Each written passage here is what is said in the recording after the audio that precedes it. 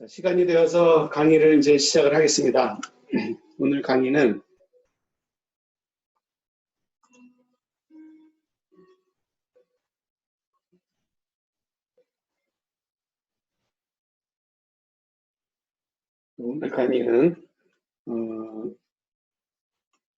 제9장 아변을 강의를 하는데 지금 제가 모니터용 화면을 추가로 보고 있는데 이게 뭐 별 필요가 없으니까 그냥 이 화면만 보고 강의하도록 하죠.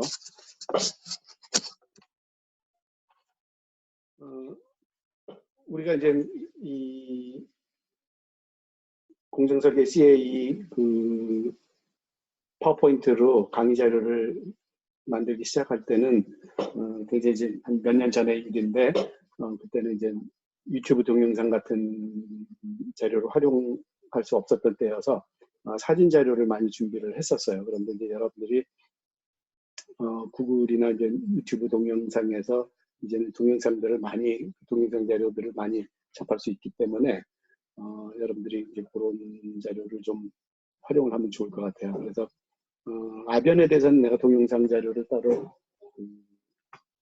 모으지 않았는데 여러분들이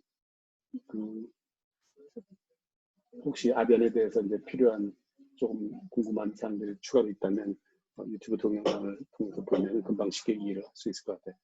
참고로 이제 10장의 내용은 판재성형 가공인데 판재성형 가공의 경우에는 제가 동영상 자료를 많이 모았으니까 그거를 간단하게 보면서 이해도를 좀 듣도록 하죠.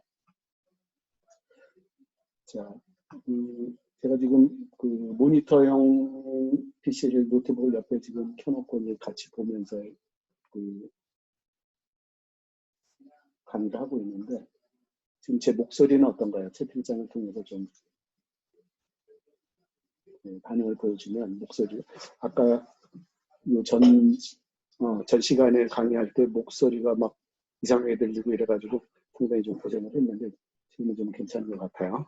그럼 강의 시작하겠습니다.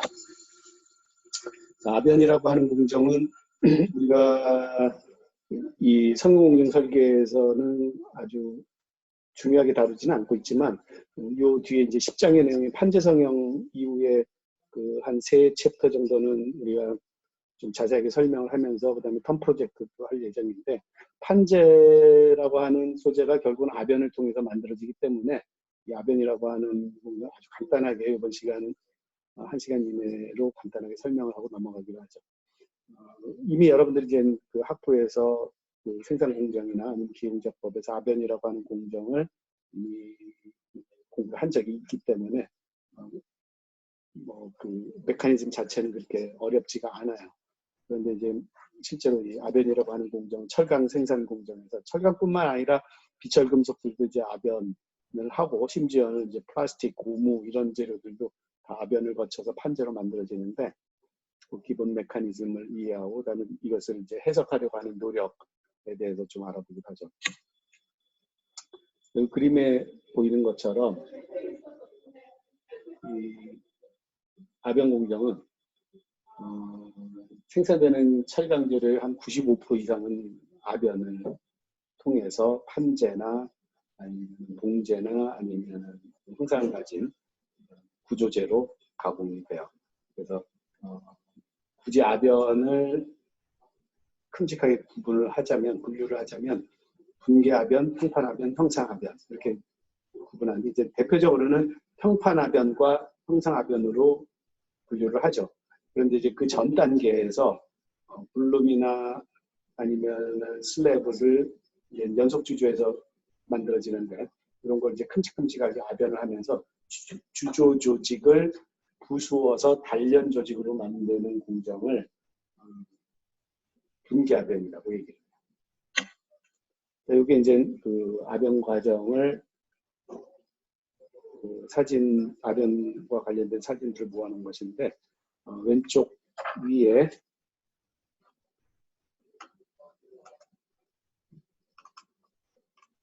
왼쪽에 이 사진은 이제 열간 후판 아변이죠.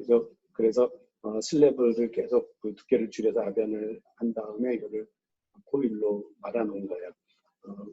요때 지금 요 판의 두께가 한 25에서 30mm 정도 되는 아주 두꺼운 판이죠. 그런데 열간이기 때문에 이게 그 성형성이 좋아가지고 이렇게 말려 있는 거고. 그 다음에 요 아래에 있는 요 그림은, 요 사진은 이 두껍게 이제 말려있던 코일을 풀어서 이제 연속되는 그 열간 판재 아변을, 평판 아변을 시작을 하는 거고. 그 다음에 이제 오른쪽에 있는 그림은 오른쪽 위에 있는 그림은 형상아변, 아래쪽에 있는 그림은 냉간 판재아변. 냉간 아변의 특징은 뭐냐면 상온에서 그냥 아변을 하다 보니까 롤의 표면을 그대로 복사한 판재도 윤이나고 롤도 윤이나죠. 판재들이 만들어집니다. 판재 아변에서의 품질은 아변 공정의 품질은 이 판재 두께 편차가 얼마나 작은가 하는 걸로 결정이 돼요. 그리고 이제 각재, 빌렛을 만드는 형상아변이고, 그 다음에 이제 빌렛이 될 수도 있고, 레일이 될 수도 있는 거죠. 그 다음에 이제 열간에서 그 아변된 판재를 일정한 폭만큼 이렇게 잘라놓은 그 코일인데, 요런 걸 갖다가 우리가 스트립, 배판이라고 얘기해요. 스트립. 그러니까 판재 아변하게 되면은 폭이 넓은 판재가 만들어지는데, 그것을 일정한 폭으로 이렇게 잘라놓은 거죠. 이게 지금 오른쪽 위에 있는 사진이 스트립으로 절단을 해서 슬리팅 한다고 해요. 절단한다. 슬리팅을 해서 이렇게 쌓아놓은 그런 모습이에요. 아래쪽에 있는 그림 두 개는 둘 다 형상 아변 한 그 제품의 단면을 보여주고 있죠. 채널강 혹은 뭐 빌렛 이런 것들 다 형상 아변이고, 형상 아변은 한정된 길이를 갖기 때문에 판재처럼 판재나 선재나 이런 것처럼 연속적으로 아변을 못하고 왕복으로 왔다 갔다 하면서 아변을 하게 되죠. 자, 이거는 예제는 여러분들 각자 읽어보기로 하고, 아변 이론에 대해서 아주 간단하게만 살펴보기로 하죠. 자, 아변이라고 하는 건 상하 두 롤 사이로 소재를 통과를 시켜서 두께를 줄이는 작업이고, 두께나 단면을 줄이면서 원하는 형상을 만드는데, 판재 아변의 경우는 뭐 두께를 줄이고 평평한 판재 소재를 얻기 위한 거죠. 그런데 이걸 열간에서 수행하면 열간 아변, 그다음에 상온에서 수행하면은 냉간 아변 이렇게 얘기를 하는데, 열간 아변은 최초에 들어오는 소재의 결정력은 크지만 아변을 하고 나면 결정력이 눌리죠, 그죠? 눌리기 때문에 결정력이 길어져요. 그런데 열간의 경우에는 재결정 온도 이상에서 아변을 하기 때문에 재결정이 일어날 수 있어요. 아변된 판재에서는. 그리고 만약에 냉간 아변을 하게 되면 재결정이 일어나지 않으니까 길이 방향으로 길어진 결정률이 그대로 남게 되죠. 그리고 이 아변 메커니즘은 입구부와 출구부를 먼저 한번 표시를 해봅시다. 입구부와 출구부는 요 점을 입구점이라고 얘기하죠.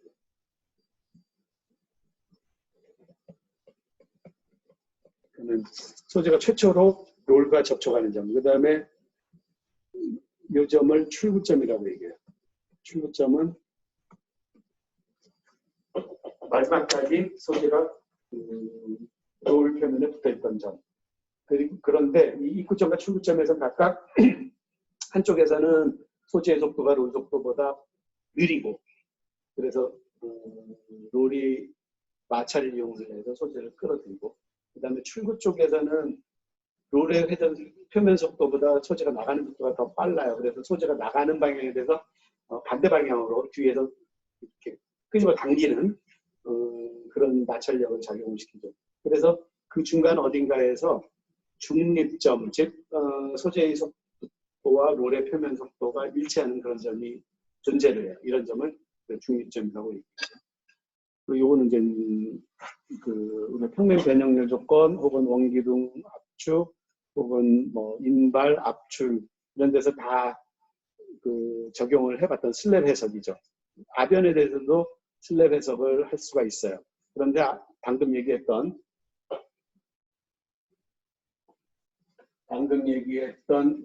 중립점을 경계로 해서 마찰력의 방향이 서로 반대가 되죠. 우리가 이제 마찰력이 반대가 되는 상황은 이미 본 적이 있는데 평면 변형 조건 압축이나 원기둥 압축에서 마찰력의 방향이 반대가 되는 지점을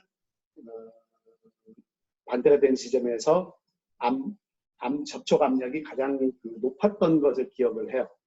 그런데 이제 아변의 경우에도 우리가 슬랩 해석을 하게 되면 압력 분포가 나오고 그다음에 그 압력 분포가 중립점, 그러니까는 마찰력의 방향이 바뀌는 이 지점에서 압력 분포가 제일 높아요. 압력 크기가 제일 높은 거죠.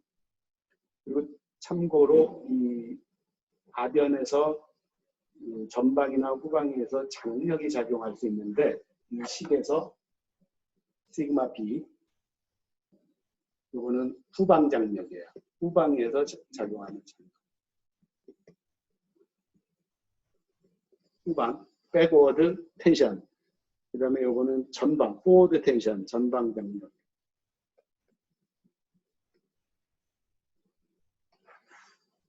그 아변 롤이 연속으로 배치되어 있으면 이런 걸 이제 텐덤 아변 방식이라고 얘기하는데 앞쪽에 있는 롤이 지금 내가 풀고 있는 롤의 회전 속도보다 더 빠르면 앞쪽에서 잡아당겨서 끌고 나가겠죠. 그 다음에 나보다 뒤에 스탠드에 있는 롤이 내가 회전하는 속도보다 너무 느리면 뒤에서 내가 잡아당기는 거에 비해서 뒤에서 나오는 속도가 느리니까 후방에서 장력이 작용하겠죠. 그죠? 그래서 지금 요 정리한 아변 압력 그 슬랩 해석을 적용하고 나서 정리한 입구부의 압력, 여기 입구부의 압력, 그 다음에 출구부의 압력, 여기에 각각 후방 장력, 전방 장력이 마이너스로 마이너스 부호가 붙어가지고 포함이 되죠.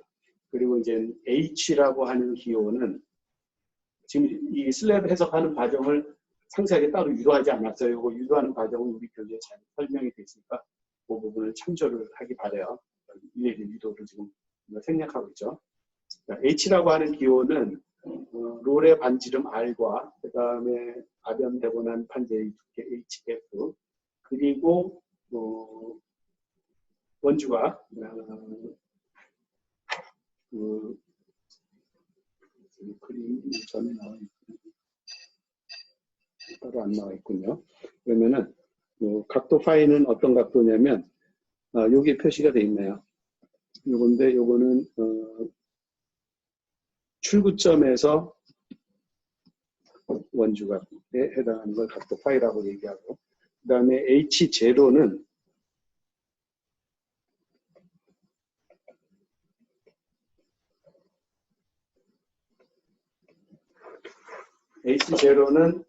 각도 파이에다가 알파, 물림각 알파를 대입한 값을 H0로 삼아요. 참고로 여기다가 혹시 기억이 안 나는 사람들을 위해서 아변 되고 있는 판재의 옆 단면을 다시 한번 그려보죠.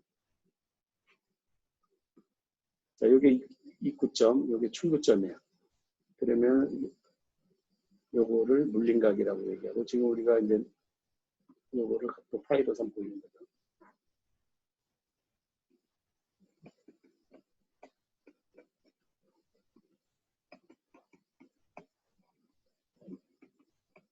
그러니까는 물림각 알파는 출구점에서 입구점을까지 원주각, 롤의 원주각을 물림각이라고 합니다. 그 다음에 여기에서 각도 파이는 출구점에서 지금 관심이 있는 지점, 이 지점이죠. 이 지점까지 이루고 있는 원주각, 이걸 파이로 표시를 했어요. 여기에서 우리가 눈여겨봐야 될 게 뭐냐면 롤의 반지름 R이 어디에 있나 하는 거예요. 여기 있죠.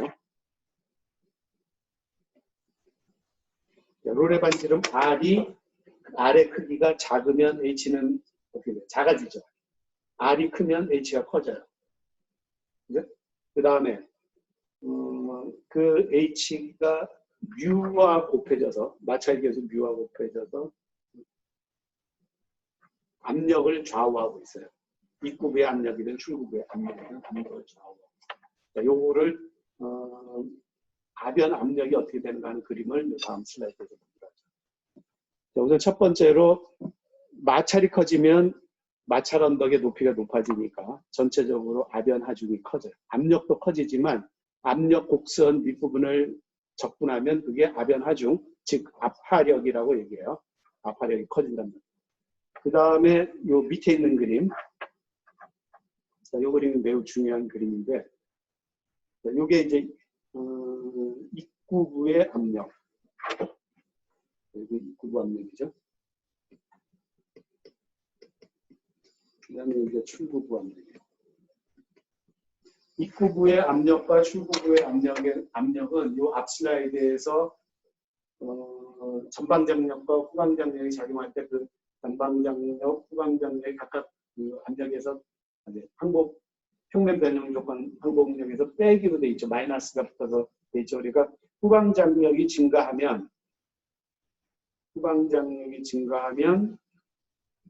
입구부의 압력이 점점 이렇게 낮아지고, 그다음에 출구부의 압력이 출구부에서 전방장력이 증가하면, 그러니까 앞에서 잡아당기면 이런 얘기죠. 그러면은 출구부의 압력이 점점 낮아져요. 이게 왜 중요하냐면 후방장력이나 전방장력이 바뀌면 중립점의 위치가 어떻게 돼요? 중립점의 위치가 바뀌게 되죠. 그러면서 전체적으로 판재의 두께가 달라질 가능성이 높아요.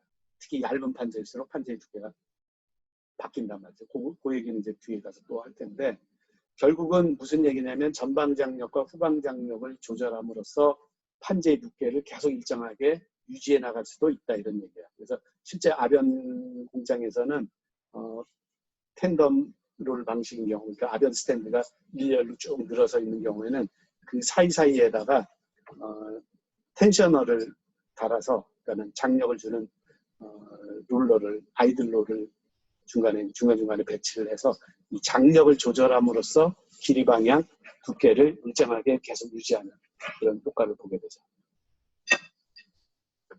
자, 압화력은 아변하중을 압화력이라고 얘기하기도 하고, 그 다음에 영어로는 롤 세퍼레이팅 포스라고 얘기를 하기도 하는데, 대략 단순 계산을 하자면 뭐 이 정도 계산할 수 있어요.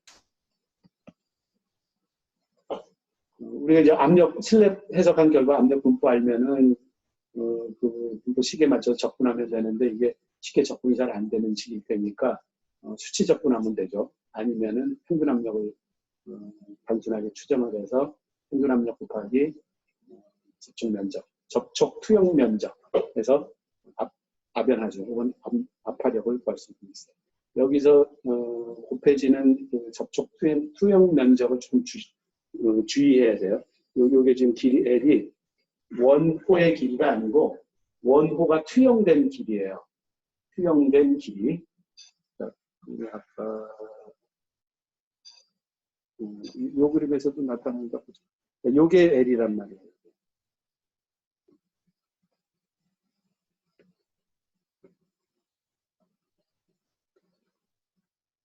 접촉 호의 투영 길이.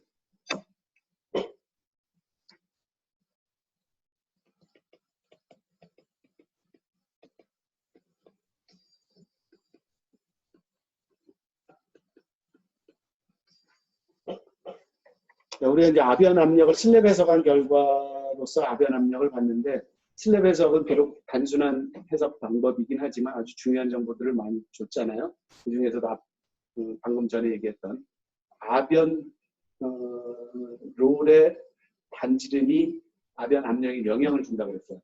즉 R이 작으면 압력도 작은데, 그 대신에 롤의 반지름 R이 작으면 그 롤은 휘기가 쉬워요. 왜냐하면 단면적이 작으니까 휘기 쉽잖아요. 그러면은 이 그림의 오른쪽에 있는 것처럼 이렇게 휘어진단 말이에요. 그러면은 판재의 두께가 가장자리와 가운데의 두께가 틀리죠. 그죠? 판재의 품질은 아까 뭐라 그랬어요? 두께가 얼마나 균일하나 하는 게 판재의 품질이에요. 그러니까 아변에서 판재를 만들어냈으면 판재의 두께는 폭 방향으로나 길이 방향으로 균일해야 그 판재는 이 판재 품질이 좋다 이렇게 얘기하는데, 막 그렇게 편차가 있으면 품질이 나쁘다 이렇게 얘기한단 말이에요. 그런 판재는 수준 낮은 판자다, 저가의 판자다 이렇게 얘기한다 이런 얘기죠. 그래서 아변기의 종류가 여러 가지가 이제 개발이 되어 있는데 수직형으로는 2단 아변기, 제일 기본 아변기, 그다음에 아변기는 롤의 반지름을 작게 할수록 압력이 낮고 압력이 낮으면 압파력이 낮으니까 롤 스탠드로 눌러야 하는 힘이 작을 수 있기 때문에 가급적이면 사이즈가 작은 롤을 쓰려고 해요. 하지만 사이즈가 작은 롤은 변형이 된다고 했죠. 그렇기 때문에 뒤에서 그것을 지지해주는 백업 롤을 사용을 해요. 그래서 백업 롤을 하나 사용하는 경우가 4단 아변기예요. 오른쪽 사진에 보이는 것과 같죠. 그런데 백업 롤을 하나만 사용하면 롤의 반지름을 작게 하는데 한계가 있기 때문에 롤의 반지름을 상당히 작게 만들고 싶으면 백업 롤을 지금 이 슬라이드에 보이는 것처럼 방사상으로 설치를 해요. 그래서 극단적으로 이 오른쪽 사진에 보면 백업롤, 요거를 이제 워크롤이라고 얘기하고 작업롤, 실제로 이제 판재와 접촉해서 판재 두께를 줄이는 롤을 작업롤, 워크롤이라고 얘기하고 그 뒤에 이제 그 지지를 담당하는 롤을 백업롤, 지지롤이라고 얘기하는데 극단적으로 이렇게 워크롤 하나에 2개의 지지롤, 그 다음에 그 2개의 지지롤을 또 뒤에서 3개의 롤이 또 지지를 하고 그 다음에 3개의 롤 뒤에서 또 4개의 더 사이즈가 큰 롤이 지지하면 위쪽에 총 10개의 롤이 사용되는 경우가 있어요. 이런 경우를 이렇게 방사상으로 롤을 배치하는 걸 클러스터 밀, 방사형 롤 스탠드다 이렇게 얘기하는데 위쪽에 10개, 아래쪽에 10개 이렇게 해서 총 20개의 롤을 사용을 해서 스탠드를 하나 구성하는 이런 아변기를 젠지미어 아변기라고 얘기를 하면서 이런 아변기는 아주 가는 직경의 롤을 사용을 할 수 있어요. 그러니까 예를 들면 뭐 직경 한 10mm 정도 되는 롤을 사용할 수 있다 이런 얘기죠. 그러면 롤의 직경을 왜 이렇게 가는 롤을 사용하려고 하는가? 아까 어떻다 그랬어요? 압력을 줄일 수 있다고 했죠. 왜 그렇게 아변 압력을 줄이고 싶어 하는가? 한번 누가 그 답을 채팅창에 써볼까요? 왜 이렇게 아변 압력에 연연하는가? 아변 압력을 줄이면 어떤 효과가 있는가? 어떤 효과가 있을까요? 아변 압력을 줄이면? 자, 그러면 거꾸로 얘기해 볼까요? 아변 압력이 크면 어떻게 돼요? 아변 압력이 크면 롤도 변형을 하는데 롤의 변형을 그 2가지를 얘기를 했는데 하나는 아까 그 그림의 처진 변형만 얘기를 했어요. 그런데 롤이 처진 변형만 하는 게 아니라 롤이 편평화 변형도 한단 말이에요. 여기는 그림에 나와 있군요. 기계의 무리가 롤이 변형이 커집니다. 기계의 무리가 갈 것 같습니다. 자, 이런 이유 때문에 그래요. 자, 요거는 그림이 처진 변형만 나와 있죠 여기에. 요거는 처진 변형. 롤이 처졌다 그래요. 그러니까 사실은 이제 뭡니까? 롤이 휜 거죠. 이거 굽힌 변형된 거죠.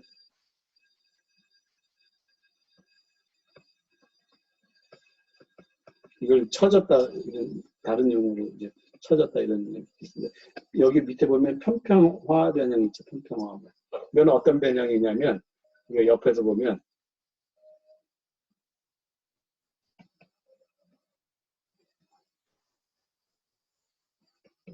이렇게 원래 원형인 원기둥이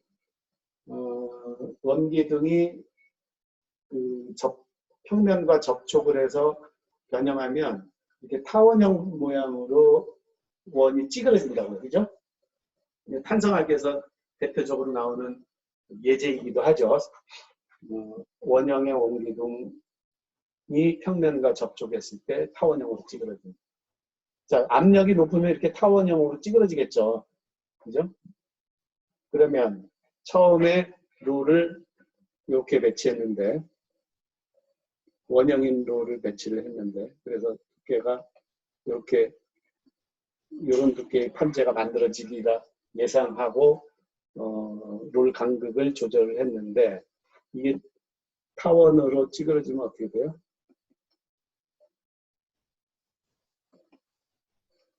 좀 과장해서 그리긴 했지만 타원으로 찌그러지면 롤 간극이 넓어질 수 있다 이런 얘기예요. 그죠? 롤의 그 회전 중심이 변하지 않아도 롤 간극이 너무 넓어질 수 있다. 즉 항복 강도가 높은 소재는 롤을 변형시키고 자신은 그렇죠. 자신은 무사 통과할 수 있다 이런 얘기예요. 그러니까 이런 걸 뭐라고 얘기하냐면 아변 한계 두께라고 얘기해요.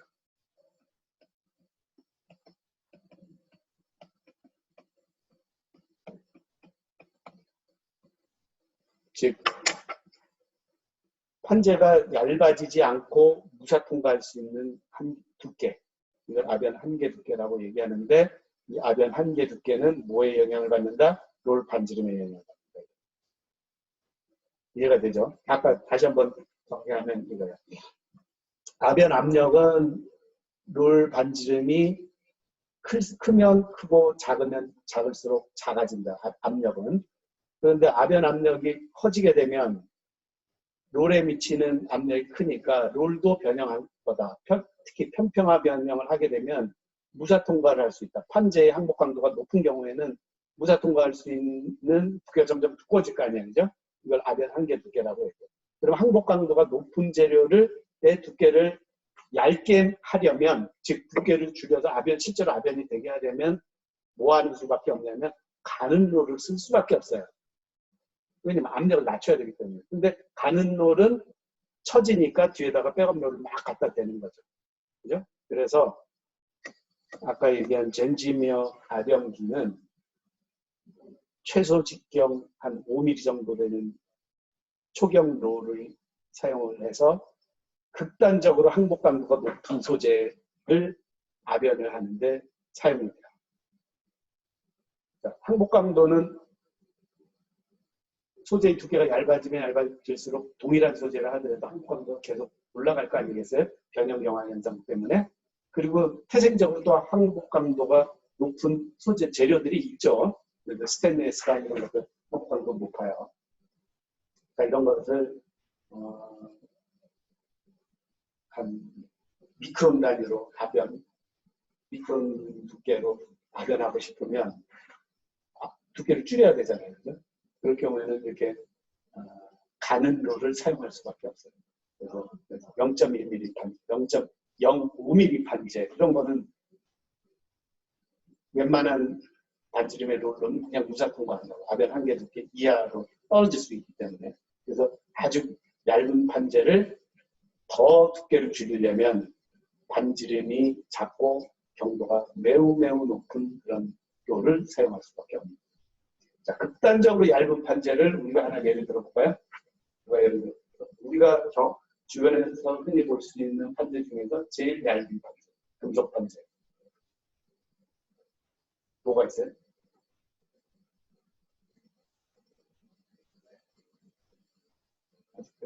그렇죠. 알루미늄 호일이 있죠. 알루미늄 호일. 판재라고 얘기하지 않고 알루미늄 호일이라고 얘기하죠. 부엌에서, 주방에서 많이 사용하잖아요. 그죠? 자, 이거 보면은 미크론 단위거든요. 두께가.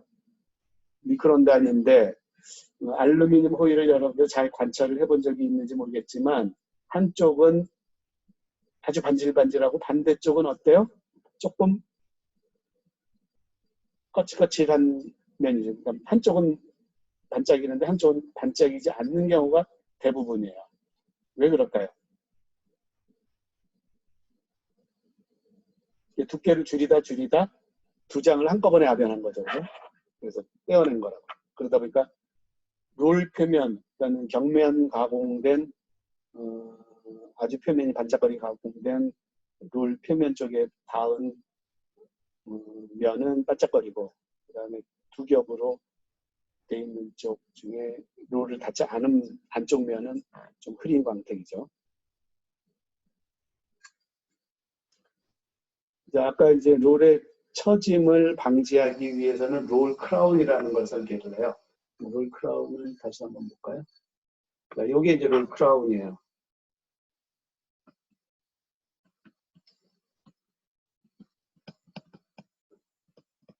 그러니까 롤 크라운의 목적은 뭐예요? 롤 크라운은 두께가 폭방향으로 두께가 일정한 판재를 압연하기 위해서 미리 롤 평면을 직선으로 만들지 않고 가운데를 살짝 볼록하게 만들어 놓은 거를 롤 크라운이라고 얘기해요. 그런데 이 롤 크라운의 양은 압연되는 판재 재료의 성질에 따라서 다 달라져야 될 거 아니겠어요? 그죠? 그리고 압연하는 판재의 두께에 따라서 또 다 달라져야 될 거 아니겠어요? 그래서 만약에 롤 크라운이 이렇게 롤에 붙어서 일정하게 돼 있다면 압연하려고 하는 판재의 종류나 판재 두께에 따라서 계속 롤을 바꿔서 사용을 해야 돼요. 그래서 그런 경우는 너무 번거롭고 시간 낭비적이기 때문에 롤 크라운을 연속적으로 줄 수 없을까 하는 아이디어가 많이 생겨났어요. 그래서 제일 대표적인 게 롤을 4단 압연기의 경우에 오버랩 되는 구간을 조정을 하거나 아니면 오버랩 되는 각도를 조절을 해서 롤 크라운을 제어를 해요. 이것은 여기는 따로 그림이 안 나와 있지만 한번 예를 들어볼까요? 여러분들이 고체역학을 잘 공부를 했으니까 보가 두 개가 있는데 여기 하나의 롤이고 이게 다른 롤이라면 이 위치를 서로 조절을 해서 오버랩 되는 이 길이를 조절하면 A라고 할까요? 그러면 롤의 변형을 우리가 계산할 수 있죠. 그죠? 고체학에서 이런 거 배웠죠. 그래서 이 오버랩 되는 양을 연속적으로 조절해 나가면서 롤 크라운을 계속 제어해 나가는 압연기 방식이 있어요. 이 굉장히 중요한 기술들이죠.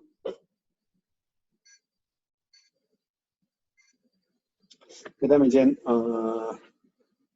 지금까지 얘기한 건 평판압연, 그리고 평판압연 중에서 판재 성형, 주로 이제 판재 성형하는 경우를 예를 들었는데, 아까 이제 압연이라고 하는 공정 전체를 크게 분류하자면 평판압연과 그 다음에 형상압연으로 구분한다 그랬죠. 그 중에서 이제 형상압연은 단면에 이런 모양이기 때문에 연속적으로 하기 힘들고 일정한 길이만큼 잘라서 왕복 운동을 하면서 압연을 한다고 했어요.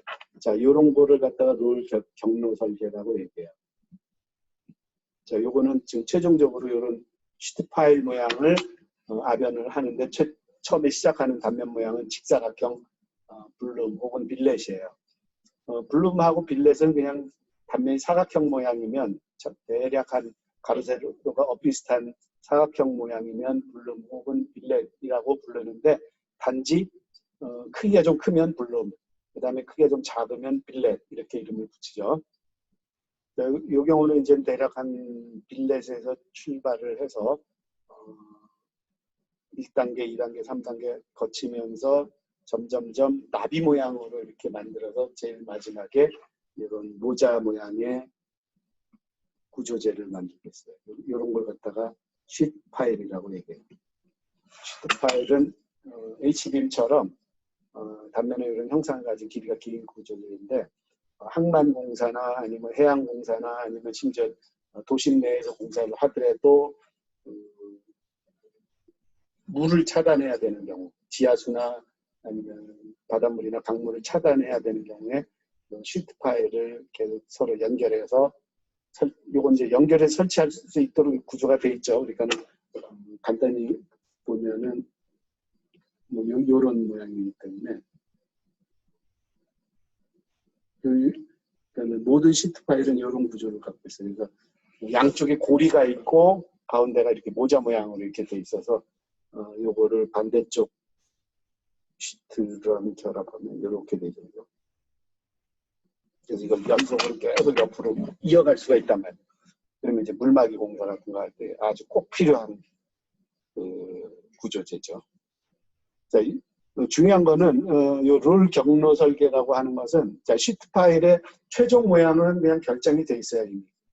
그리고 처음에 들어오는 소재 모양도 뭐 대략 뭐 빌레신 빌레 이렇게 결정이 돼 있어요. 그런데 이 중간 단계 모양 요거는 어느 것도 결정된 게 없기 때문에 이거는 여러분 같은 엔지니어들이 다 설계를 해야 돼요. 경로 설계. 그래서 롤 경로 설계라고 얘기는 하지만 이 중간 단계는 대부분 이 철강 업체들 고유의 노하우이자 특허이자 그 다음에 뭐라고 얘기할까요? 그 기술의 총 본산이라고 얘기할까?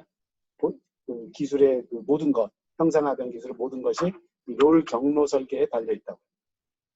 그 다음에 이제 오른쪽 사진은 설계된 롤 경로를 왼쪽부터 오른쪽으로 쭉 순차적으로 이렇게 배열을 해서 롤 한 쌍으로 여러 번 왕복 운동을 시켜서 점진적으로 이제 원하는 형상으로 만들어갈 수 있게 여러 개의 홈을 한 롤에 여러 개의 홈을 파놓은 그런 롤을 보고 있어요.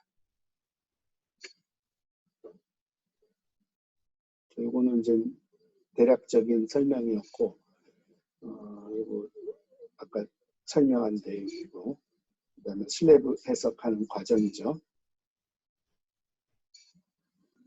그 다음에 아까 얘기했던 아변 압력 분포고요.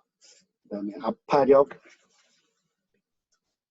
계산할 때 평균 압력을 계략적으로 계산하는 방법이 여기 소개가 되어 있어요.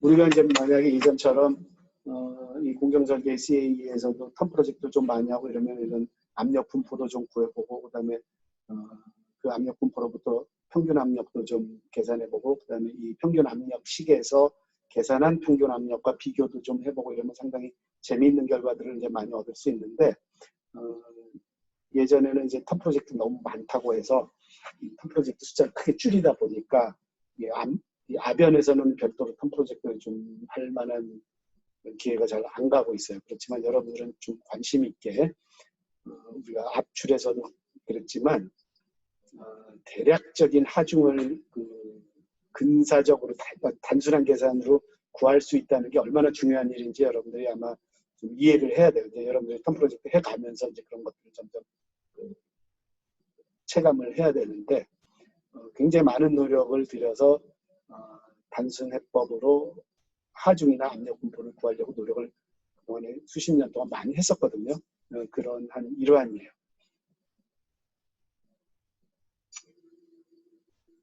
아까 얘기했던 롤의 변형, 편평화에 대한 단순 해석의 결과죠. 그 다음에 아까 아변 한계 두께를 얘기했었어요. 한계 두께를 계산하는 하나의 모델식이에요. 그 다음에 이제 열간 아변을 해석하는 한 사례를 이제 여기 소개를 할 텐데, 이제 상계법으로.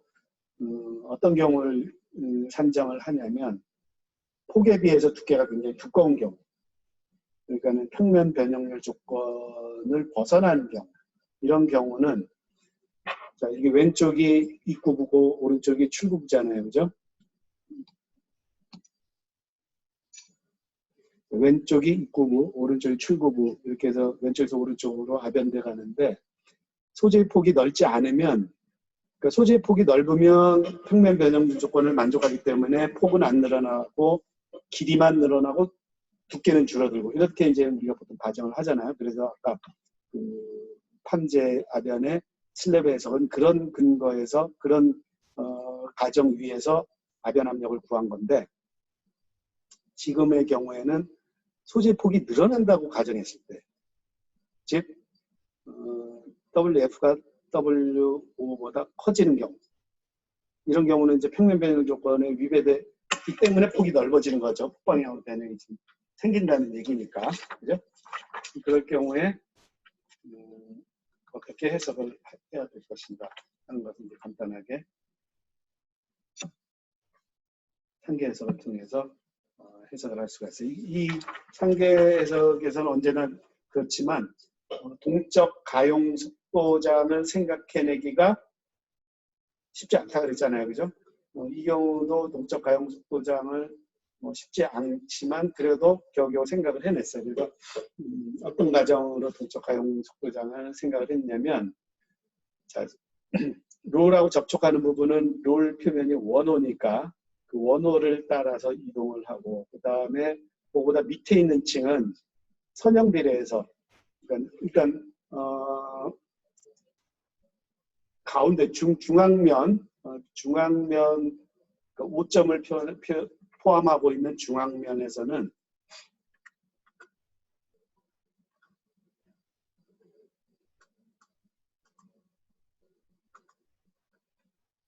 요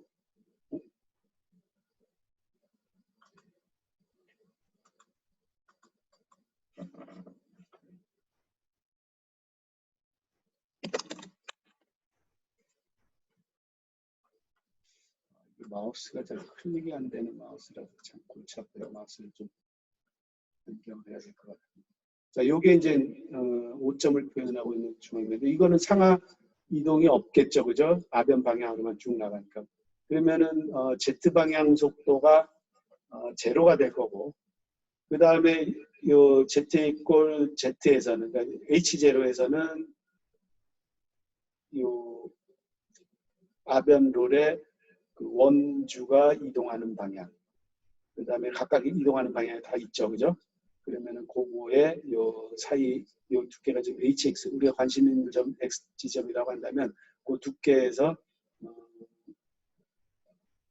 중앙면 대측면에서는 Z 방향 속도 성분 제로, 그 다음에 Z 이꼴 H에서는 원주가 이동하는 속도로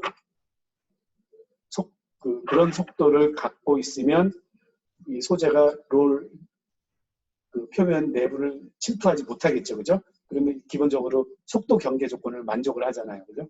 그리고 이제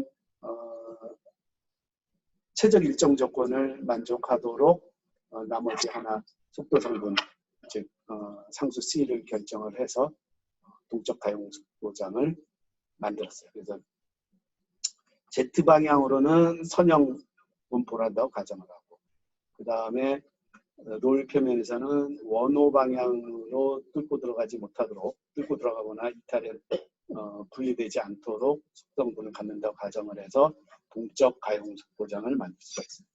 그래서 동적 가용 속도장 만들어진 거죠.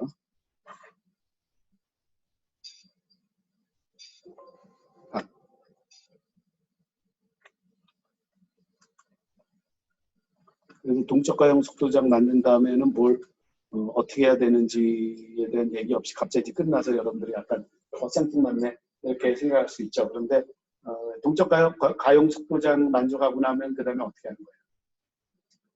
변형률 속도성 공부하고, 그 다음에 항공력 구해서, 유동력에 곱해서, 적분해서, 아변 압력이나 아변 토크를 구하면 되는 거죠. 그죠? 지금 이 경우는 미정계수가 포함이 돼 있어야 되어 있지 않아요? 미정계수가 이 경우에 참 포함이 안 돼 있죠, 그죠? 그러다 보니까 미정계수 포함되어 있지 않으니까 그냥 해가 딱 하나로 고정돼서 나오겠죠. 대신에 이제 뭘 할 수 있냐면 폭이 얼마나 퍼졌는가 하는 것을 알 수 있는데, 이게 제 생각에는 이 강의 자료가 쭉 연속이 요거보다 한 슬라이드가 몇 개 정도 더 나와야 될 것 같은데 너무 갑자기 이렇게 끊어지는 그런 느낌이 좀 나네요. 어쨌든 아변에 대한 내용은 뭐 이렇게 복잡한 내용 없으니까, 그리고 우리가 텀 프로젝트를 아변에서 할 거는 아니니까 아변에서 충실하게 판재에 대한 어떤 사전 지식을 좀 갖고 우리가 좀 더 중요시하는 판재 성형 과목으로 좀 넘어가고 있죠.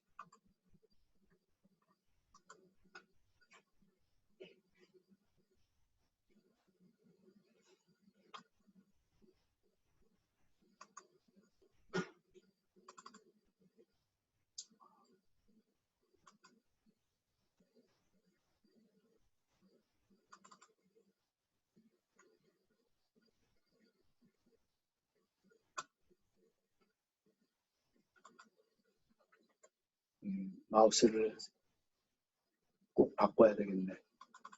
자꾸 다른 게 집히고.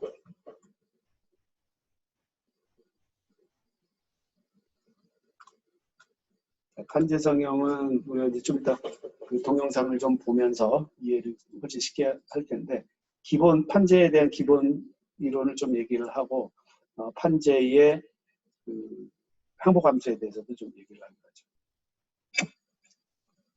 판재는 방금 우리가 이제 아변에 대해서 설명을 굳이 한 이유는, 판재가 이방성을 갖는 이유는 바로 아변을 통해서 만들어지기 때문에 이방성을 갖는다. 이렇게 이제 이해를 해야 되는 거죠. 그리고 부피 성형 가공과 달리 판재 성형 가공 중에는 각종 두께를 좀 유지하려고 하는 게 판재 성형 가공의 큰 특징이에요. 그러니까 부피 성형 가공과 제일 그 상대가 되는 그런 개념이죠. 부피 성형 가공, 예를 들면 단조나 압출이나 인발이나 아변의 경우는 두께나 단면적을 줄여가면서 우리가 원하는 모양을 만들었잖아요. 그런데 판재 성형은 크게 전담, 자르기, 그 다음에 굽힘, 그 다음에 신장, 이렇게 세 가지 변형 모드의 조합으로 판재 성형을 하는데, 두께가 너무 얇아지면 판재는 당연히 찢어지겠죠. 터져나가겠죠. 그 다음에 판재가 변형할 때는 우리가 평면 응력 조건을 항상 가정을 하는데, 그건 왜 그러냐면 두께가 얇기 때문에 두께 방향으로의 응력은 이 평면 방향 응력에 비해서 크기가 굉장히 작기 때문에 두께 방향 응력을 무시하고 평면 응력 조건을 가정하게 되는 거죠. 그 외의 사항들은 해당되는 슬라이드가 나오면 설명을 하기로 할게요. 자, 판재의 기본 특성은 이방성이에요. 이방성은, 금속 재료에서 이방성은 두 가지 이유에서 생길 수 있다고 했는데, 하나가 결정학적 이방성. 이거는 격자 구조이기 때문에 생기는 이방성이에요.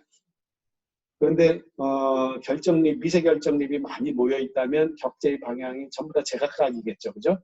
그래서 전체적으로 평균해 보면 이방성은 따로 같지 않을 수가 있어요. 하지만 두 번째 이제 이방성의 원인이 되는 기계적 섬유화는 뭐냐면, 우리가 방금 아변에서 설명한 것처럼 판재가 얇아지면서 결정립이 눌려지는 거예요. 그러면 한 방향으로 길어지고 두께 방향으로 눌려지기 때문에 아변 방향하고 두께 방향은 하고, 그 다음에 아변이 진행되는 그 판재의 폭 방향하고 다 그 성질이 다른 거죠. 그죠? 성질이 지금 다르다라고 얘기를 했는데, 어떤 성질이 다르냐면 바로 기계적인 성질이 다른 거예요.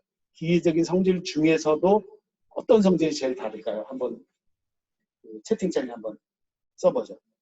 기계적인 성질이, 우리가 그 대표적인 기계적인 성질이 몇 가지 알고 있어요. 근데 그 중에서도 방향마다 다르다고 한다면 무엇이 다를까요? 그렇죠. 항복 강도가 다르죠. 탄성 계수는 어떨까요? 그러니까 연속된 항복 강도가 유동력이죠. 그러니까 유동력이 각도마다 틀린 거예요. 탄성 계수는 어떨까요? 탄성 계수도 다를 것 같습니다. 자, 다르다는 의견도 있을 수 있고 비슷할 것 같다라고 하는 의견도 있을 수 있을 것 같은데, 탄성 계수는 비슷할 것 같다라고 생각하는 사람은 없어요?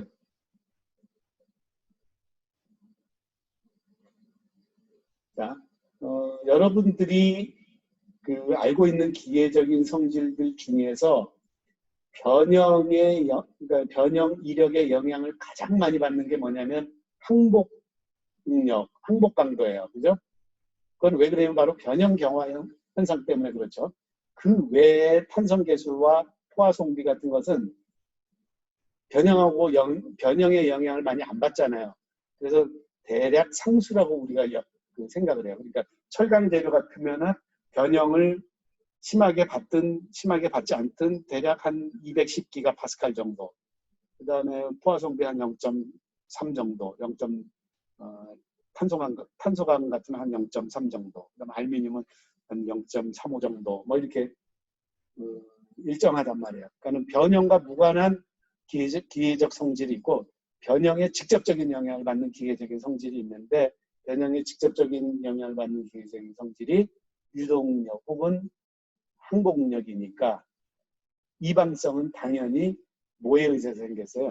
변형에 의해서 생겼잖아요. 결정립의 변형에 의해서 생겼기 때문에 항복강도 혹은 유동력이 다른 것이 이방성의 아주 기본이에요. 그러니까는 결론 얘기하면 탄성계수는 그렇게 큰 이방성을 보이지는 않아요. 금속 판재의 경우에는. 하지만 복합재료라면 어떻게 될까요? 복합재료 물론 아변으로 만들어지지 않고 결정력이 눌리지도 않았지만 복합재료의 경우는 기본적으로 탄성계수부터 다르죠. 그죠? 강화섬유의 방향, 강화섬유가 늘어선 것에 대해서 수직 방향 이런 게 벌써 기본적으로 틀리단 말이에요. 그죠? 예를 들어서 목재 같으면 어떨까요? 섬유질이 이미 늘어서 있죠. 그죠? 그러면은 목재의 길이 방향, 폭 방향, 탄성계수 틀리고 그다음에 항복강도 다 틀리단 말이에요. 그죠? 자, 그렇지만 금속 판재의 경우는 대략 탄성계수 포화성비는 방향마다 그렇게 차이 안 나고 유동력, 항복력이 차이가 난다라고 생각하면 되죠. 그다음에 이제 판재의 성형성이 이제 대단히 또 문제가 되는데 사진에 보면 한계돔 높이 시험을 했을 때 이렇게 네킹이 생기고 그다음에 그 네킹이 국부 네킹으로 바뀌고 궁극적으로 파단이 된 그런 사진을 보여주고 있죠.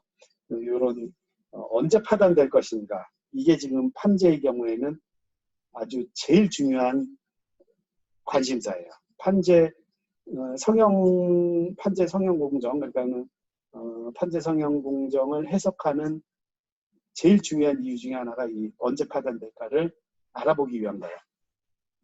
그래서 금형을 고치거나 아니면은 공정을 수정하거나 이러는데 사전 해석을, 사전 시뮬레이션을 통해서 그런 공정 설계를 할 수가 있는 거죠. 그래서 여러분도 이번 두 번째 프로젝트는 이제 딥드로잉에 대해서 이제 아마 하게 될, 턴 프로젝트를 하게 될 텐데, 그 경우에도 중요한 거는 판재 두께가 얼마나 얇아지느냐 이런 게 굉장히 중요하죠. 두께가 지나치게 얇아지면 거기서 파단이 되니까. 이제 그 외에 이제 판재 특성 중에 뭐 덴트 저항이라든가 항복점 신장이라든가 잔류력, 주름 발생 이런 것도 있죠. 자, 이제 이방성에 대해서 잠깐 얘기를 하고 제가 그 강의 시간에 이제 유튜브 동영상을 사용하라는 게 작년 초부터이기 때문에 작년 말에도 유튜브를 좀 보고 해가지고 이 학부 과목에서 아마 여러분들이 보지 못했던 동영상들이 좀 있을 테니까 판재 성형과 관련해서 영상을 조금 하죠. 우선 이방성 항복 함수에 대해서 먼저 설명을 좀 잠깐 하고 한 10분 정도 간시간이 남아 있을 때 동영상을 보도록 하겠습니다. 자, 우선 항복 함수 그러면 우리가 이제 2장 공부하면서 이제 항복 함수의 요건이라고 하는 걸 공부한 적이 있을 거예요. 그때는 등방성 재료를 가정을 했었죠. 그죠? 그러다 보니까 항복 함수가 무엇에 1차적으로는 항복 함수가 뭐의 함수라고 가정했었죠? 다시 한번 여러분들이 그 강의 자료를 보고 대답을 해도 돼요.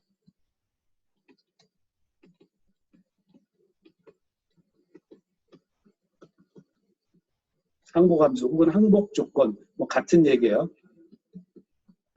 항복 함수의 값이 어떤 특정한 값이 돼야 된다. 그게 항복 조건이었으니까. 자,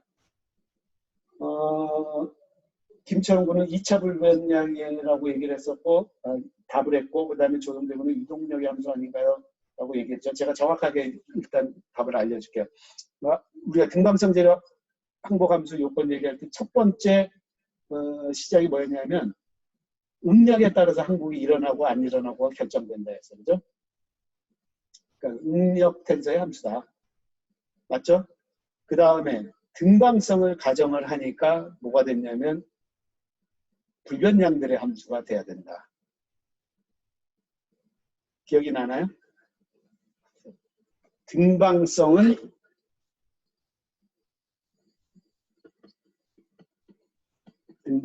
재료는 항복이 일어날 때 응력 텐서의 불변량.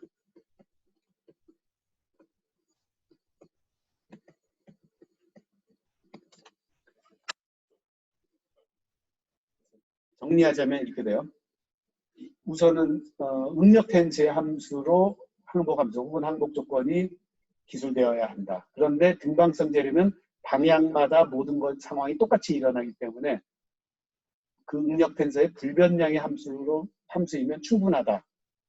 그랬죠. 그 다음에 이제 세 번째로 비합 축성 재료의 항복은 정사분력이 일을 하지 못하기 때문에 항복에 관여하지 못하기 때문에 편착력의 함수, 그 다음에 동시에 편착력 텐서의 불변량의 함수로 표시되면 될 것이다. 이렇게 얘기를 했고 제일 마지막에 그러면 그렇게 요건을 갖춘 항복 함수들 중에 제일 단순한 형태로 우리가 많이 사용하고 있는 항복 함수로 폼미세스 항복 조건, 항복 함수와 트레스카 항복 조건, 트레스카 항복 함수 두 가지가 있는데 둘 다 그 항복 요건을 만족을 했고 그 다음에 그 중에서도 폼미세스 항복 조건은 2차 불변량, 응력 텐서 2차 불변량의 함수 중에서도 제일 단순한 형태 2차 불변량의 값이 얼마면 항복이 일어난다.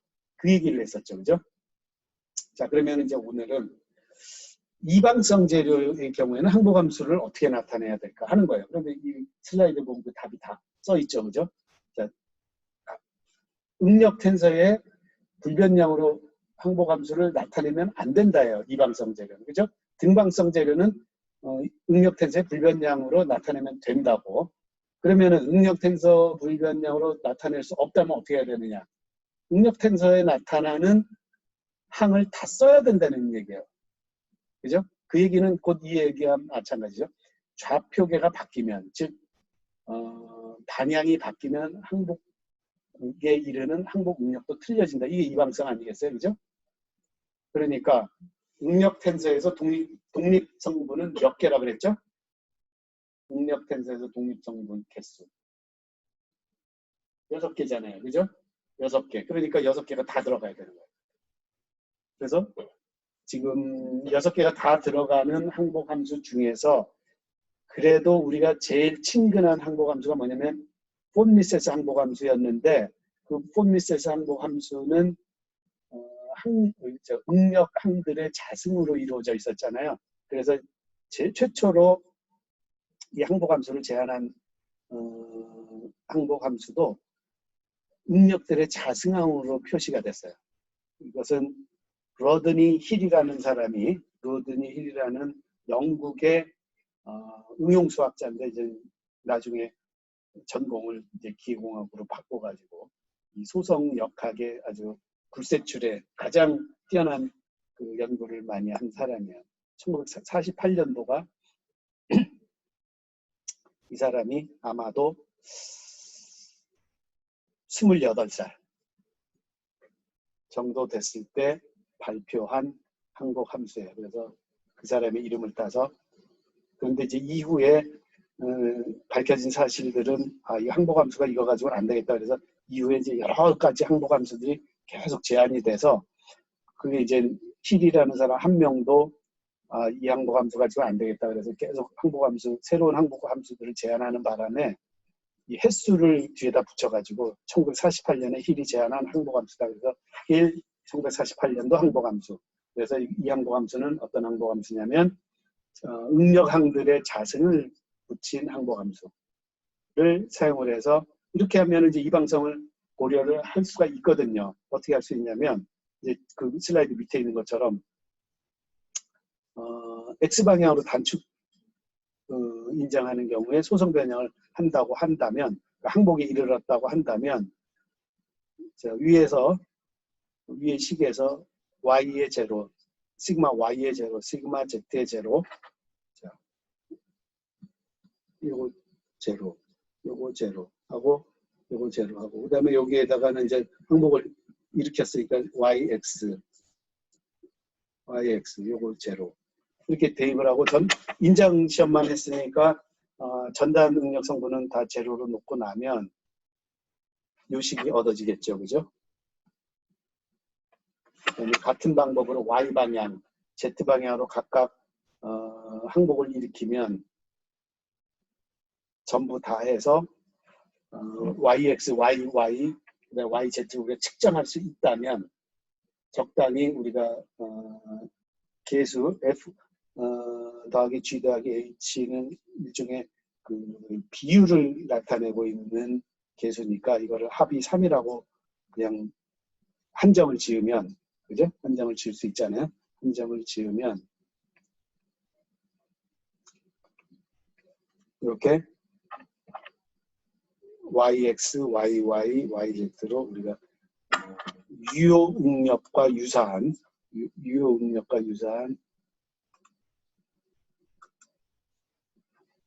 이런 식을 얻을 수가 있고, 그 다음에 여기서부터 이제 유효 응력을 계산한 다음에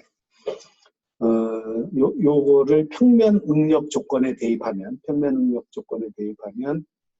이 슬라이드에 보이는 것처럼 평면 응력 조건이라고 하는 것은 시그마 Z를 Z축을 포함하는 즉 두께 방향 축을 포함하는 모든 응력성분 3개는 다 제로다라고 가정하는 거죠. 그죠? 그러면은 이제 그 항복 함수가 조금 단순화돼서 앞서 정의된 유효 응력과 짝을 이루도록 유효 변형률 속도를 구해낼 수 있어요. 구한다는 게 결국은 F와 G와 H로 표현을 하는 거죠. 참고로 등방성 재료 같으면 F, G, H가 서로 같고, 그 다음에 요 앞서 슬라이드에서 F 더하기 G 더하기 H가 3이라고 했으니까 각각 F는 1, G는 1, H가 1이면 합이 3이 되죠. 그러면은 이 항복함수는 고스란히 어디로 돌아가냐면 폰미세스 항복함수로 돌아가겠죠. 폰 미세스 항복주공이 돌아가지만 그 비율, 앞에 곱해지는 비율 F, G, H가 1과 다를 수 있다면 우리가 이방성을 나타낼 수 있기 때문에 요 FGH를 우리가 뭐라고 부르냐면 FGH, 심지어 전달능력 성분 앞에 곱해지는 LMN까지 다 합해서 전체를 우리가 이방성 계수라고 불러요. 이방성을 나타낼 수 있다. 그래서 이방성 계수라고 부른단 말이에요. 이게 이제 나중에 후일 R값, 이제 여러분이 아마 학부의 생산공학을 강의 들었으면 R값에 대해서 소개를 받았을 텐데, 이 뒤에, 슬라이드 뒤에서 이제 바로 R값이 나오죠. R값은 이제 이방성을 나타내는 척도고, 이 이방성 계수는, 항복함수 앞에 응력항의 일이 아닌 계수로서 곱해지면서 이방성을 나타낼 수 있다. 그래서 이방성 계수인데, 이게 이제 혼용되기 시작해요.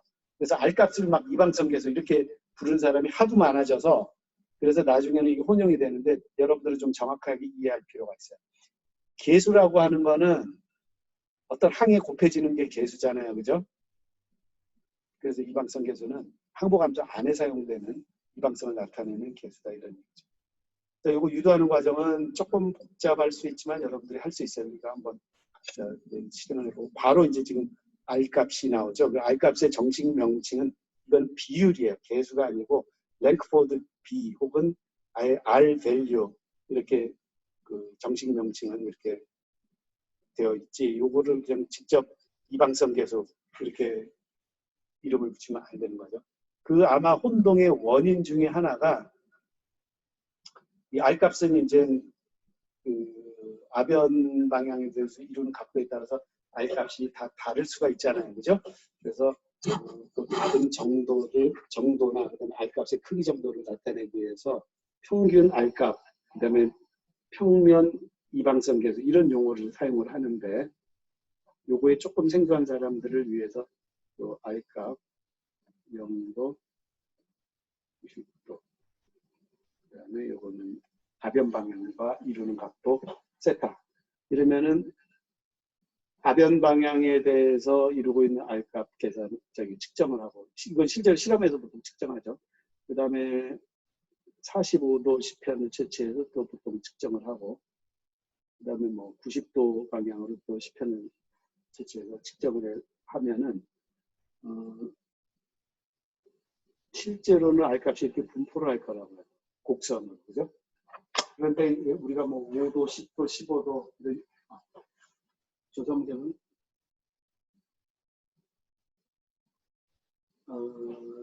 헷갈리는 개념으로 유효 응력, 유효 변형률은 본 미세스 조건, 그러면 항복 조건을 항상 얘기해야 돼요. 항복 조건을 얘기하고 그 항복 조건에 해당하는 유효응명이다. 이렇게 얘기해야 돼요. 그래서 우리가 이제 하도 빈방성 재료의 경우에는 디폴트로 폼미세스 항복 조건을 많이 쓰기 때문에 그거를 생략한 채로 그냥 유효응력, 유효배능 이렇게 얘기했었잖아요. 그런데 정식으로 얘기하려면 그 앞에 폼미세스 항복 조건을 썩 같이 붙여야 된다. 그러니까 아마도 조성재 군이 제 요구를 보고 좀 충격을 받아서 지금 질문을 하고 있는 것 같아요. 여기에 보면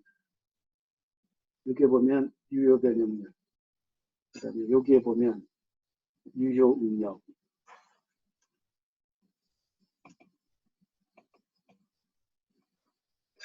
그다음에 유효변형력 속도, 사실 정확하게 유효변형력 속도죠.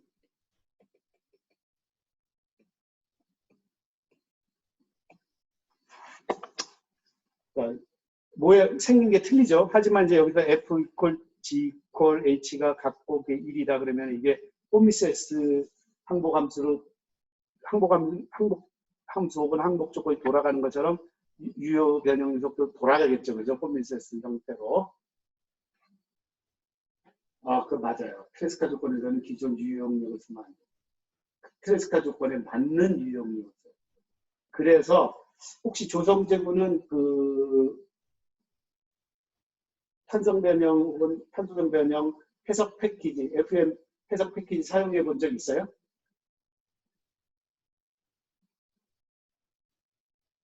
아직 없어요.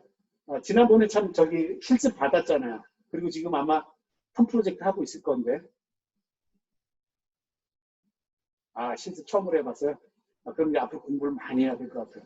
그래서 어떤 용어를 사용하냐면 이런 용어를 사용해요.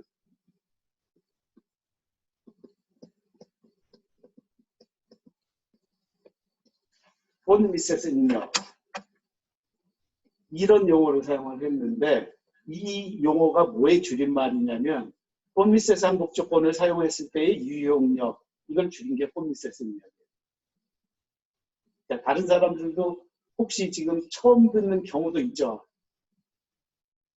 본 미세스 능력의 숨은 의미가 그런 거였단 말이야 라고 처음 듣는 사람 분명히 있어요. 그죠? 그러면 그 FM 패키지 사용하면 거기서는 유효응력이라고 그냥 무대뽀로 얘기하지 않고 폼미세스 능력이라고 아예 항복함수 이름을 붙여서 얘기를 해요. 그러니까 지금 조성재 군이 중요한 질문을 했어요. 유효응력이나 유동력은 내가 선택한 항복함수에 따라서 다 달라져요. 그리고 여러분들이 하도 빈방성 재료를 가정을 하고 폼미세스 항복응력을 디폴트로 폼미세스 항복 조건을 디폴트로 썼기 때문에 우리가 그동안 습관적으로 그걸 생략한 채로 계속 서로 간에 얘기를 했던 건데 정확하게 얘기를 하자면 앞에 붙여줘야 돼요. 본 미세스 유형, 트레스카 유형 이런 식으로 아주 좋은 질문이었어요.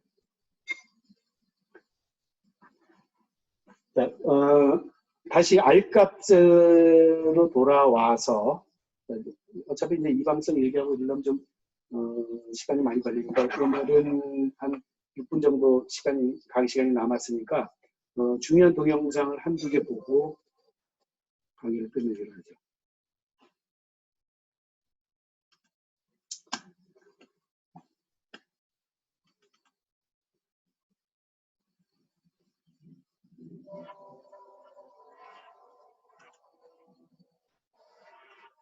저희가 2018년도 아우디 A8 모델의 차체예요. 이렇게 하얀색으로 우리 아직 도장하기, 페인트하기 전에 하얀색으로 이렇게 차체 조립되는 거를 BIW, Body in White라고 백색 차체라고 부르죠. 자, 초기에는 전통적으로 이 차체는 탄소광 철판, 판재로 스탬핑해가지고 용접하고 뭐 이래서 만들었는데 요즘에는 이제 경량화 때문에 보장력, 탄소광이라 하더라도 보장력 강판을 사용을 하고 그 다음에 가급적이면 재료를 대체할 수 있으면 알루미늄으로 대체를 하고 그 다음에 복합 재료를 또 추가로 대체를 하고 해서 멀티 머티리얼을 사용하는 편이에요. 어떤 경우에도 판재 성형 가공을 하게 되죠.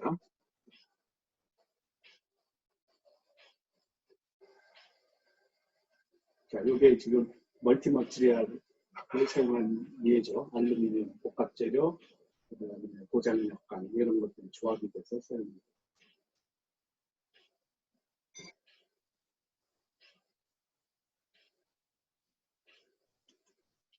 그 다음에 또 여러분들이 좀 봐야 될 만한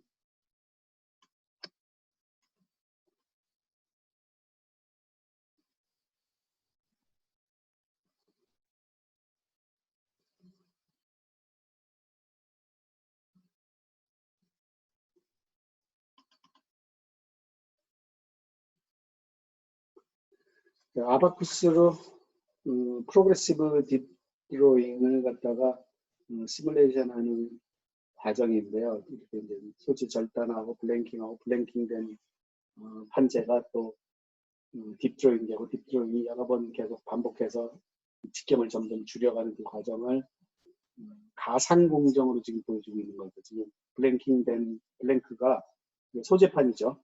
1차 딥드로잉 되고 그 다음에 이게 직경이 더 가는 금형에 2차로 재드로잉이 되죠. 지금 재드로잉 돼서 재드로잉 하면은 이제 더 깊은 용기를 이제 만들 수가 있어요. 깊게 드로잉할 수가 있어요. 그 다음에 또 재드로잉하고 이거 드로잉이 계속 연속해서 지금 일어나서 직경이 상당히 가늘고 깊이가 깊은 그런 드로잉 제품을 만드는 시뮬레이션 결과를 보여주고 있어요. 자, 이게 가상 공정이죠. 가상 공정.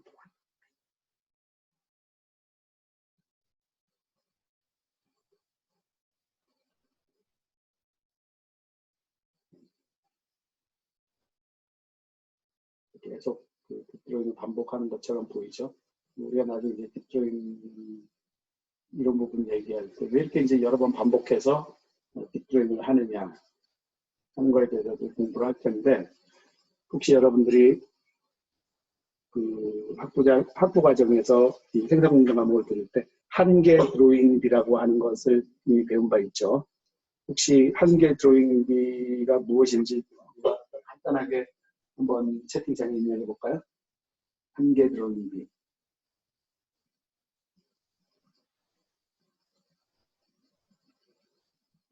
딥드로잉 가능한, 이거는 파단되지 않고 딥드로잉 가능한 블랭크 직경 나누기 펀치 직경. 이게 한계 드로잉비죠.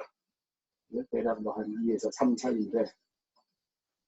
자, 지금 우리가 동영상으로 보고 있는 것은 중간중간에 딥드로잉을 미리 해서 블랭크의 직경을 계속 줄여나갔죠. 그죠? 그러면은 깊이가 깊은 이런 제품도 성형 한계 범위 내에서 계속 딥드로잉을 할 수가 있기 때문에 한계 드로잉 이내에서 계속 가공할 수 있는 거죠.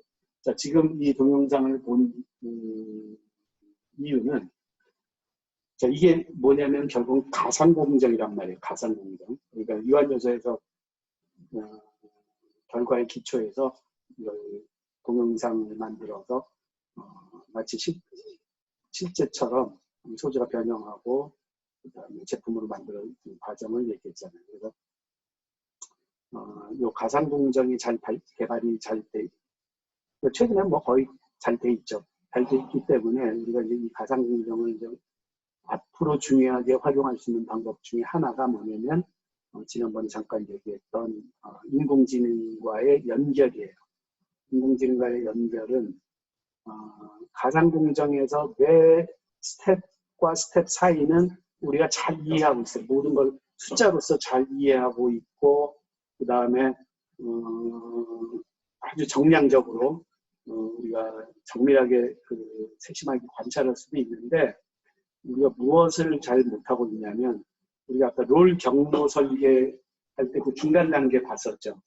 그런 것은 우리가 숫자로 세밀하게 아직 이해를 하고 있지 못해요. 그래서 어떤 측면에서는 경험이 많은 전문가가 그냥 쓱쓱쓱 설계를 해버려요. 근데 그게 그 설계가 맞는지 틀리는지는 우리가 검증할 수 있는 도구는 이제 가지고 있다. 뭘 통해서 그 검증할 수 있냐면 가상 공정을 통해서 얼마든지 검증할 수 있다. 하지만 그 최초의 그 스케치에 해당합니다. 전문가의 경험이 현실의 그림으로 나타내는 그 순간은 아직 정성적이에요. 그죠? 그런데 그것을 우리가 극복할 수 있는 하나의 중요한 연결고리가 이제 사용되기 시작하고 있어요. 아마도 작년부터인 것 같아요. 제 생각에는. 그것이 바로 인공지능이에요. 앞으로 여러분들은 인공지능에 관심 좀 많이 가지면서 그런 중간 단계를 설계할 수 있을 건지, 특히 우리 공정설계랑 우리 과목인 공정설계의 CAE잖아요. 그죠? 그런 부분을 좀 관심을 두고 강의를 듣고 폰 프로젝트를 했으면 좋겠고요. 시간이 다 돼서 오늘 강의는 여기까지 하고 마치겠습니다. 이상입니다.